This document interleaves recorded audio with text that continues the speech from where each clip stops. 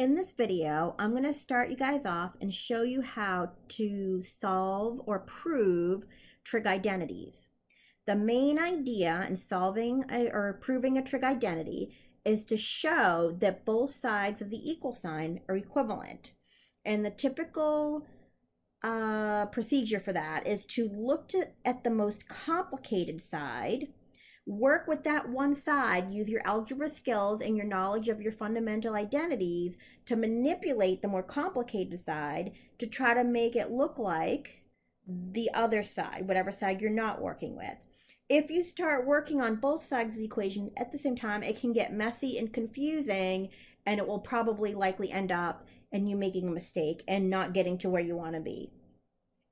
So there are lots of methods on how to do this. In this video, I'm going to only talk about one method, which is the most basic method.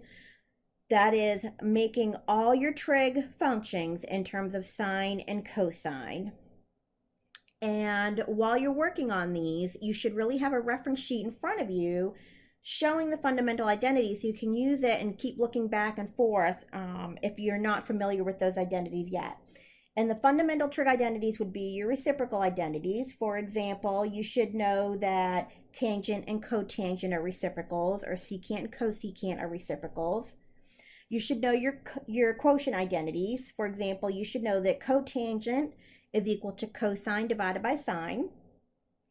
You should know your Pythagorean identities. For example, sine squared plus cosine squared is equal to 1, or 1 plus tangent squared is equal to secant squared. So you should know your Pythagorean identities. And then lastly, you should know your even and odd identities. For example, you should know that cosecant of negative x is equal to negative cosecant x. So those are some of the fundamental identities that you're going to need while working on these. So if you don't know those already, keep them on a sheet of paper in front of you, and you can refer back to it. Okay, so the main idea with these is to pick the more complicated side, which in this example here looks like the right-hand side. And we're going to use the method of turning everything, all your trig functions, in terms of cosine and sine. Now, the first factor here is already written with sines and cosines. It's already written as cosine. So I need to rewrite cosecant in terms of sine and cosine. So using my knowledge of the fact that I know that cosecant and sine are reciprocals of each other, I'm going to rewrite cosecant as the reciprocal of sine. So I have cotangent x. I'm going to leave that side alone. That's what I'm trying to work towards. Cosine x, I don't need to do anything with that. It's already written in terms of cosine or sine. Cosecant, I'm now going to write as the reciprocal of sine. Now, I'm going to use my knowledge of algebra and fractions to clean this up a little bit. I'm going to write a 1 under my cosine so that my fractions line up. And I'm going to multiply my fractions. So on the top, I have cosine x times 1, which is cosine x. And on the bottom, I have 1 times sine x. I know, using my knowledge of quotient identities, cosine x over sine x is equal to cotangent x. So I just showed that both sides of the equal sign are equivalent. In the second example, we're going to use the same method. We're going to show that sine x over cosecant x plus cosine x over secant x is equal to 1. And we're going to use the same method of making everything in terms of sine and cosine, picking the more complicated side and trying to use that to simplify it to make it equivalent to the other side. Now, clearly, the left-hand side in this example is the more complicated side. So that's what we're going to work with, and we're going to try to use our fundamental identities and our algebra skills to show that this is equal to 1. So the numerators are already in terms of sine and cosine. What we need to do is change the denominators in terms of sine and cosine.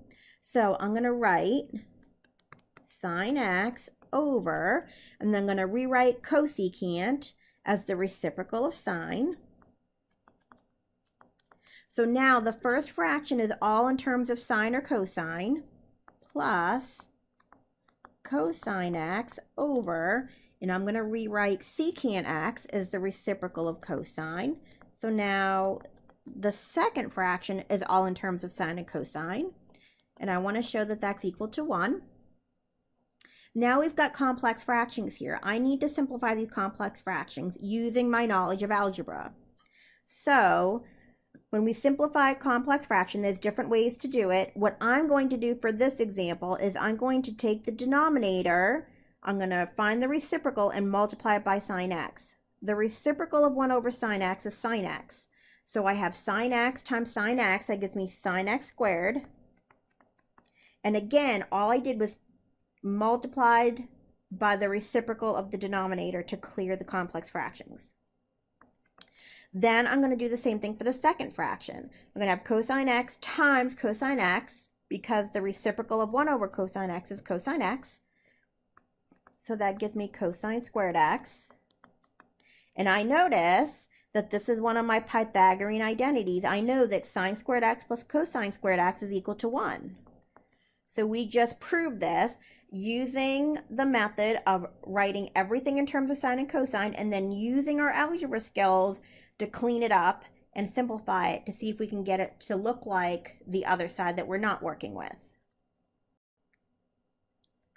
All right, the last example on using the method of writing everything in terms of sine and cosine, we're going to prove that sine squared theta times 1 plus cotangent squared theta is equal to 1.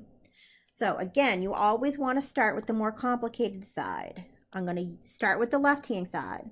I'm going to write everything in terms of sine and cosine. And then once I do that, I'm going to use my algebra skills and my knowledge of our fundamental trig identities to try to get that to equal to 1.